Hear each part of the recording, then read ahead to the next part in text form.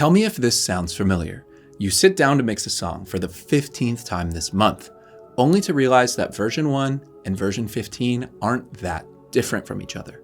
But the main thing that they do have in common is that they don't sound that great at all. Or maybe you start mixing your track, but before you've even made it to the bass, you find yourself 5 minutes deep in a drum mixing tutorial on YouTube. And within the hour, you've basically forgotten that you were even mixing at all. Or worse, you aren't even mixing your songs because you keep making changes to the production just so you can kick the mixing can down the road another day. You've heard all the pro tips, you've done the car tests, you've used reference mixes, you've tried critical listening, whatever that is, you've done everything the tutorials tell you to do, but your mixes still just don't hit like the pros. Well, if that sounds like you, then you're in the right place. Because in this video, I'm going to teach you how to learn how to mix, growing your abilities quickly and with purpose, and not by absorbing it slowly over the span of years and years. And I'll even explain the actual purpose behind things like the car test and reference mixes, so you can stop being disappointed with your mixes and start actually turning out high quality music that you're excited to show people. And I've put together a framework for learning how to mix that will help you improve your mixes in weeks, not years. And to make sure it works, I put together a whole second video showing the results you can achieve with it. So with that said, if you're new here, my name is Adam, and every week I release a new music production theme video. So if you're into that sort of thing, then make sure to subscribe and let's get into it. So in the early days of mixing, it was a long way to the top. Mixers would often start by going to audio school or by teaching themselves everything they could about mixing and recording. Then they'd become an intern at a studio, learning from the best in the game, or at least bringing them coffee, until they got the chance to move up a level to assistant. And eventually you could assist on enough projects and start to build trust and eventually book your own work. There was a hierarchy, and if you put your head down, did the work, and built your skills, you could become the person at the top, calling the shots and mixing the big records. And while there's a lot of limitations in that process, and not everyone could afford to work for free or dirt cheap for years just to get their shot, you can't deny that it developed those mixers' skills. If you weren't up to par, there was someone who was ready to take your spot. Today, we have a totally different system. You can download a DAW for free or relatively cheap, watch a 15-minute video about how it works, get some multi-tracks loaded up in your DAW, and now you are ready to start your first mix. Now, this is a fantastic thing. For one, it's allowed more people than ever to make their own music, regardless of if they can afford a tape machine, a recording console, and an acoustically treated space. But at the same time, this has removed more than a few of the rungs from the ladder when it comes to learning mixing. So now, with a tutorial-based learning method like we have today, the DAW is an open world. The possibilities are endless, and while you don't have a ton of guidance, you can always Google something or look it up on YouTube whenever you get stuck. So you're producing a song, you're working on a mix, you're mastering some tracks, and you hit a wall. You find yourself stuck. The answer is online. Most new producers and mixers start by knowing almost nothing and then just figuring it out as they go along with no real structure, no path, and no goals besides getting through the track that they're currently making. And while this has made learning to finish a mix a lot more frictionless, there are two main problems with this method of learning. First, when you only learn things as you become stuck, you're not going to push to improve the things that don't stop you from moving forward. Beginners who don't have a developed ear will probably only seek to learn or improve upon something that sounds undeniably bad, meaning there's a lot of improvement left on the table. While you will probably feel compelled to look up how to fix the glaring problems, you'll also leave behind a trail of just okay in the process. And two, you typically move past things that you don't understand or things that could be done more efficiently, or you end up cutting corners that you wouldn't cut if you had a more holistic approach to learning, which I'm going to call a start to finish learning method. But what does that even mean, and how do we accomplish that? The key is in learning the entire process, not just the fun parts that get tutorials made about them. Okay, so I don't think you should be learning from tutorials. Well, why? And what do we do instead? Now, in my opinion, the best way that you can learn is to follow a structured and holistic approach. But what does that mean? Basically, it just means that you should learn the entire process, or at least most of it, from a single source or from a couple of different sources until you feel confident in what you're doing. Now, you may be wondering why just one source or just a couple when there's so much great information out there. And that's for a few reasons. Now, the big reason is that you'll get to learn the entire process, not just the fun and interesting parts, meaning your depth of knowledge will be much deeper. But it's also great because you will avoid the information overload that comes with watching hours of little bits and pieces of information while switching genres, teachers, DAWs, and methods from clip to clip. Of course, you can mix it up from there by taking in more information from other sources, but having a baseline knowledge of this is one way to do it well from start to finish will make it easier for you to actually put new information into practice. Does that mean that you need to go to audio school? No. Does it mean you need to pay thousands of dollars for mixing lessons and courses? Heck no.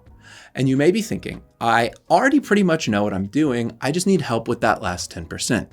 And while that may be true, I'd argue that a lot of that 10% might come from things you skipped along the way as a beginner, not from learning more advanced things that you haven't figured out yet. But we'll talk more about what that means later, because for now, I want to talk a little bit about why tutorials can be confusing, but more so why they've become the way that they are. So for one, a lot of tutorials assume that you know certain key beginner things already, and sometimes they gloss over them to get to the more flashy or advanced stuff. So you might end up more confused than when you started. And since pulling random stuff from the internet doesn't prescribe a real order for learning, you end up kind of understanding some advanced stuff before you learn the basics behind it, and then you end up having to watch more tutorials to understand the more confusing things that you started with. At a certain point, you probably get overwhelmed when the initial question you Googled wasn't really answered, and then you just call it a day. But why is it like this? You may have heard the phrase, the medium is the message before. But if not, to put it really briefly, it basically just means that the medium that you're working in, whether it's painting, making YouTube videos, or creating music, that medium is going to influence what actually gets put into your content and how it's received. For example, you might cherish a song that you listen to on a vinyl record you found at a thrift store much more than something from a Spotify playlist. Someone writing a script might cut it at 3 hours because they know someone at the theater will not stay sat if it's 4. And someone making a tutorial for you on the internet, well, they've got to make sure that they're making tutorials that will actually get views and hold attention, lest they die a slow death in the depths of the algorithm's basement. So when audio content creators, myself included, make stuff, well, we want to make sure it's going to get views. And if a video comes across your homepage that's called 10 ways to make your rock drums slam, you are more likely to click on that than 3 steps to make sure your drums are in phase and aren't flammy, which also means that we are more likely to make that first video and not the second one. But there's a search bar, right? So that means if I made that second video, at least people could search for it. But again, you don't know what you don't know. So what are the odds that someone who is a few weeks into learning mixing from scratch is going to know what phase is, let alone that they should be paying attention to it? And beyond just getting the views, you have to make sure that people actually keep watching, or else YouTube decides the video isn't that good. So if you belabor a point or explain something too thoroughly, the more advanced folks click off. But if you go too deep into advanced techniques, the beginners will get confused and bail. So then you end up walking the line of not too easy, not too hard, meaning nobody really gets all that they could out of these tutorials. And now that there are tools that YouTubers can use to see what other videos are doing well for other people, it kind of becomes a human centipede of tutorials teaching the fun, attention-grabbing topics, like how to add analog warmth to your mix. But at least these tutorials aren't as bad as So long form tutorials, those are one thing. But short form ones like try this trick on your next mix, and it's like a sidechain trick that you might never need or a gate setting that's oddly specific, those are something I really think beginners should shy away from. Why? Well, let me break it down with a story. So one summer, I worked as a window washer. It didn't go that well, and I ended up getting let go because the owner of the company said he could tell my heart wasn't in it and I should go work on more music instead. And he was right. But while I was there, I learned how to wash windows really well. Now, you may have seen a video like this one come up on your newsfeed before, where someone washes the whole window with one big swoop, right? It's a flashy move, and if I gave you a wet brush and a window, you could probably mimic the moves in a matter of minutes, if not hours, tops. But once you have that down, does that mean that you're ready to wash windows for a living? No, of course not, because you don't know how to do the boring stuff. You've never assembled the brush. You don't know how to change squeegee blades or when to actually change them. You don't know how to make sure the water on the sides doesn't drip. You don't know how to mix up the soap and the water properly. You don't know the first thing about how to clean a window for an actual business. It's the same as a video like this one for drummers. This is very cool. So much so, I can't stop playing it. Right, left, kick, kick, right, left. So learning these fills all week isn't going to help me get gigs if I'm not already good at drums. And unless you're already good at the thing that you want to be doing, they're not helping you improve your baseline skills. Maybe you learn a fun party trick, maybe you learn a mix trick that would impress other mixers. But if you're just starting out, frankly, I want you to block these tips from your brain. On the other hand, there is a lot of good mixing advice that gets chopped down into short little quips that get thrown around constantly, repeated over and over by people who may not even understand it themselves. So before we go into learning how to learn, let's talk about this advice for a bit. Now, first up is the car test. Everyone tells you to go listen to your mix in the car, but why? Well, for one, it lets you listen to the song in a space where you've listened to tons of music, probably more than any studio setting. So you have a feel for what music should generally sound like. If you're feeling stuck on a mix, it can be nice to go listen in your car and take some notes there. And second, it gives you a little break from looking at the screen, from being able to change stuff with the click of a mouse, and it gives you a few minutes of fresh air. And to me, that is more valuable than anything. If you don't have a car or you want to get a few steps in, a good alternative is to throw on some earbuds and take a 10-minute walk while you listen to the song a few times. You'll come back with a fresh and new perspective on the music. Another common thing you've probably been told to do is to listen to reference tracks. But what does that actually mean? Well, you know how sometimes when you say a word too many times and it starts to sound fake? When you're working on the same song all day, it starts to sound weird too. It can be hard to tell if you're in the right ballpark with certain things. Sometimes you can turn the kick drum up or down like 10 decibels and it all sounds more or less correct. And that's where a reference track comes in handy. Just pull up Tidal or Spotify or whatever else, set the volume to the same volume as your mix, and then compare the level of any one instrument to the level of yours. It can give you a reference point on whether or not you're overdoing something or underdoing it. That said, I would shy away from just using one song as a reference and trying too hard to match that song for every part of your mix. I typically suggest that you use it if you're not sure about something or if you need something to ground you and recenter your ear after a lot of mixing. Because at the end of the day, you want your taste and your mixing decisions to shine through. But if you do find it helpful to reference more often, be my guest. I'm not going to stop you. What about mix with your ears, not your eyes? Now that basically just means that you should trust what you hear before trusting a meter or a graph. Like I was working on an acoustic guitar earlier this week that I had boosted like 18 decibels on the highs and mids to make it cut through the way that I wanted. But if I just looked at that EQ curve, I'd probably feel like dialing it back because that is a huge spike. But that's what sounded the best, so I rocked with it. Now, critical listening is something that can be helpful, but it doesn't just mean listening to a bunch of music to see if you like it.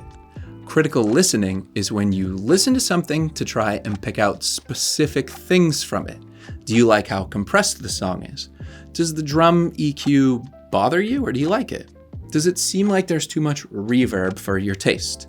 If you can listen through a song that's already finished and make those kinds of calls, it can help steer how you choose to mix songs in the future, because you'll have more of a feel for what you like and what you don't like, and for what's kind of going on in music.